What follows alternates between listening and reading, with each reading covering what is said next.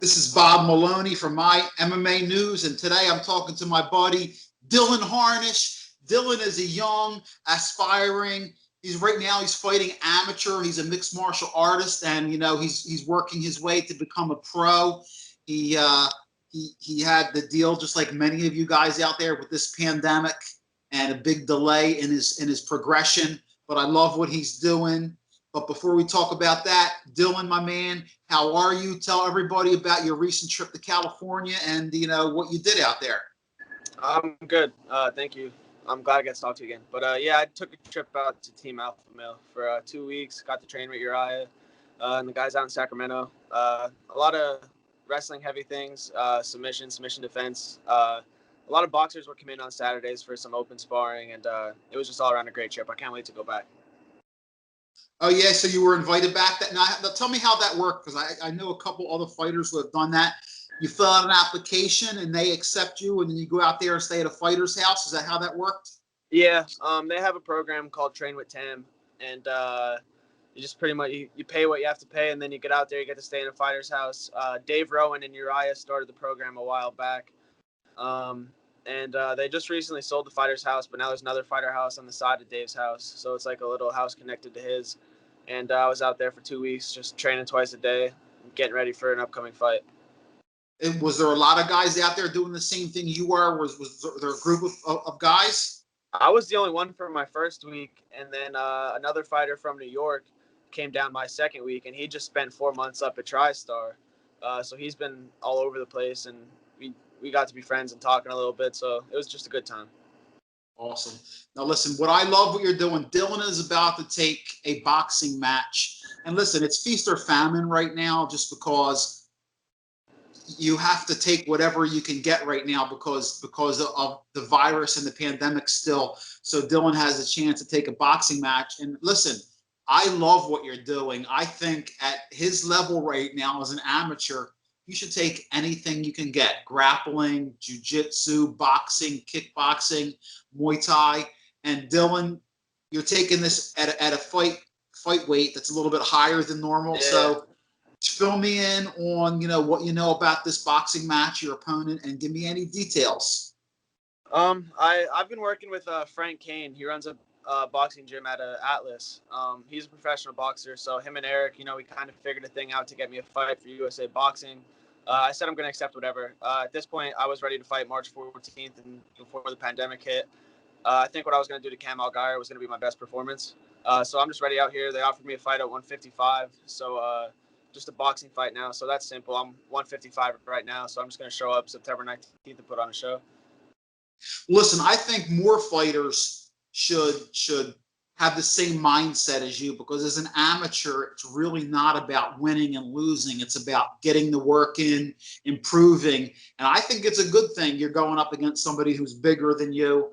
Obviously, when you get back to fighting, Dylan, and you do eventually make it to pro, what weight class do you see yourself at? Realistically, probably anywhere from 35 to 45. I'm walking around at 155 right now, which is good. When all this quarantine stuff hit, I was 162 maybe, but I figured this out and I got down to 55 in a couple of days. I feel in great shape. It's not like I'm in out of shape 155 right now.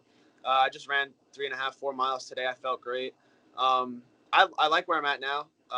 For boxing, of course, you don't cut a lot of weight usually, so I feel like I'm hitting a lot harder. I'm putting a lot of sting on my shots, and being out in California now, Eric is kind of happy that we're back to competing, so he's trying to put a beating on me now too. So I have to really keep my head on and keep it on straight and just do the best I can. But I'm ready September 19th, and hopefully when MMA comes back around, I'll fight 140 until I turn pro. Then I really want to make 35 again. I think I can, if not 45. So this is USA Boxing, and they're going to have a limited capacity crowd. You told me before you're fighting a guy who's also making his boxing debut. Do you know anything about him, or you don't even care? You just want to get in there and bang? Yeah, I didn't really care. I didn't ask what gym he's from. All I found out was his name and his record. He's 0-0. He's 20 years old, and to be honest, I don't think anybody at the age of 20 is on my level striking wise, let alone 20 years old with no fights. So I really plan on going out there and putting on a show and putting on the best performance that anybody has seen yet. Now, listen, you're a natural southpaw, but what we're seeing more and more with many fighters is they'll switch during a fight. Do you think that you'll do that, or do you think you'll basically most of your career you'll stay as a southpaw? I don't. I switch here and there. Like if I'm setting something up, I'll switch to orthodox, or if I see something that's landing. The other day at sparring, we had a new guy come in, and he's slick. He fought before, and he's just real fast. And I found myself, if I would switch orthodox, he's real in and out. Like with Dominic Cruz's head movement, I would find myself that if I switched orthodox, every time he would duck down, I'd land that lead uppercut with my left hand. So if I see things, I'll switch. Especially MMA, I like to bounce around and set up front kicks and stuff. So I do switch here and there, but primarily I'm a southpaw, and I think most of my fights, the left hand is what's going to end them. Who are some of the pro UFC fighters that if they're fighting, you really want to see the fight? I know that like you'll watch every weekend if UFC is on, but who's some of the guys that you either like or that you try to emulate? I like. Well, I went out to Team Alpha Male for a specific reason. I grew up watching Urijah Faber. My best submission is a guillotine. So when we got to drill the guillotines and stuff at Team Alpha Male, I was kind of like starstruck with just that he was teaching it to me. I do really enjoy watching Cody Garbrandt because I like the speed that he brings, and I like to try to emulate that, the speed and the power. Of course, Connor, just because of the left hand, the southpaw, the way he can bounce in and out. And I do like to watch like wrestlers like Yoel Romero and Daniel Cormier for the wrestling, just to try to watch anything I can, and people that sell fights like Adesanya and just stand-up fighters that I like to watch. Nice. Listen, give some love out. I know you just got some new ink for your new gym. I know you guys are building something really good there. So give some love out to your new gym, and whoever you want to say thank you to.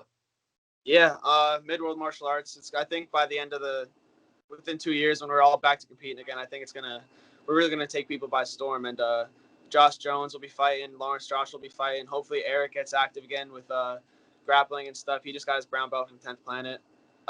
Michael Grybos, he was supposed to fight the same that I was supposed to fight.